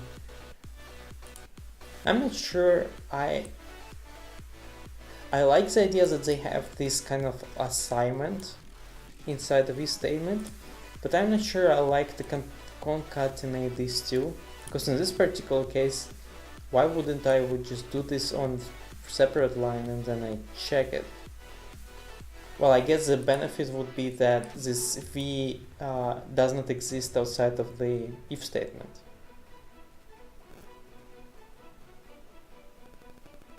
Okay, maybe, whatever. I don't have a use case for it, and I don't want to copy paste another month example. So let me just run this. So it's 3 to the second power, and we say if this number is going to be less than 10, we will return it, otherwise we will return the limit. Yeah, okay.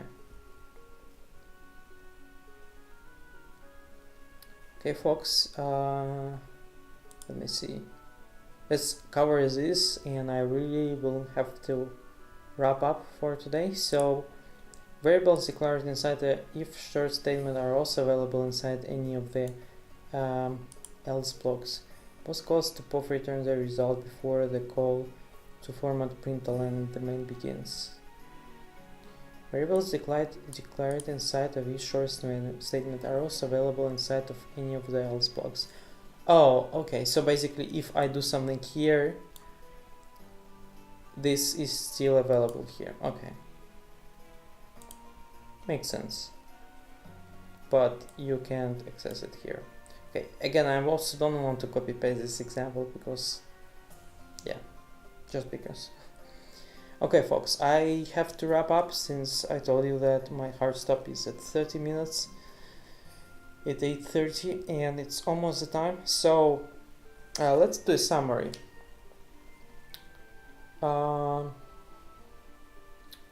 Today we had a first look at Go. My personal experience with Go is 0, but after the stream is 0.001. I can do basic math examples with for and if statements and print something to the console. It's not like, you know, I got anywhere. I definitely still can't. I guess I don't know yet a big portion of the language, like you know, either like some mappings, some structures, like pointers, stuff like that. And this is probably where like the more complex stuff arises. So we haven't covered that yet, so probably, you know, I can't do anything useful with the language yet. We haven't covered arrays, slice, you know, stuff like this. So yeah, there's still a lot to cover, but also at the same time, I like what I saw. I got a little bit familiar with the syntax, with some constructs, and well, I hope it was useful for you too. I'm not yet sure if I would enjoy programming it in this language daily, but also, you know, I'm open-minded. So maybe I will have a task where actually performance matters to me, or I need to do something concurrently and I don't want to do Python async or something like that. Maybe Go will be a nice choice in that case. And having some basic fundamentals of the language can really help. Computer nerd saying that Go is amazing. I can neither confirm nor deny this statement. I do know for sure that Python is amazing. But yeah, okay. I liked what I saw, so I'm looking forward to learning more about the language. I'm not yet sure if it's going to be like another stream or not. Maybe I will just do it off stream when I in the right state of mind where I want to learn more. Yeah. So just a couple of reminders. Reminder one is that next stream is going to be on Saturday, or we will not have it because of my birthday, which will be on Sunday. Another piece is that please do let me know if you want me to cover something specific. It must be related to network programmability, or just programming, or DevOps, or whatever. I don't want to cover just networking part. It's not really interesting for me these days. Do let me know because my list of topics is being exhausted. That said, my idea for the next stream though is to cover Python application, Python project management. Okay, when I say this, I mean tools like virtual environment, tools like requirements.txt, things like setup.py, how to build a library, maybe tools like pipenv and poetry, and maybe tools like pip tools, and tool like pyenv to install different Python versions. So I know it's a big big roadblock for a lot of people. They kind of get lost when all of these terms are thrown at them. They don't understand why would they want to use that. I remember myself when I started doing Python, I was doing sudo pip install something to be able to install packages into the system. 2 years later, I learned that I should not do it anymore, and I don't do it anymore. And I use virtual environments everywhere and stuff like that. I still feel like this area is kind of like where a lot of beginners struggle. So probably this will be a topic of the next stream. Sudo pip, why? Because I want to install some package, right? And yeah, system becomes sad. I fully agree with you. System becomes sad. Yeah. Oh, there's suggestion CI/CD workflow tools. Yes, this is something that has been on my list for a while and I haven't covered it. And I kind of want to cover it, and I at the same time not 100% sure what exactly I want to cover, like, because CI/CD is actually quite broad term. So it may be about building of your Docker container. It may be about running checks when you submit some pull request. So yeah, my personal preference is GitLab CI. I know people that are using Jenkins, and there is this new tool called Vespen. I don't know how to pronounce it. I'm actually probably among all of the tools that I want to cover, I would probably want to cover this once it becomes more mature. I don't know, GitLab CI feels like quite easy. You kind of like, you don't learn it really, you just take examples, copy paste them and make them work. So yeah, but in general I do have to cover that topic because it's still not covered. I have only ever used Jenkins, we use it at work. Automation pipelines, deployment pipelines. I'm scared of Jenkins, I must tell you this. I feel like in 2018 you could use something easier. This is just my feeling on what I saw. So I kind of like, I'm not sure I want to cover Jenkins. But I know a lot of people are using that. But yeah, as I told you, my personal favorite is GitLab CI.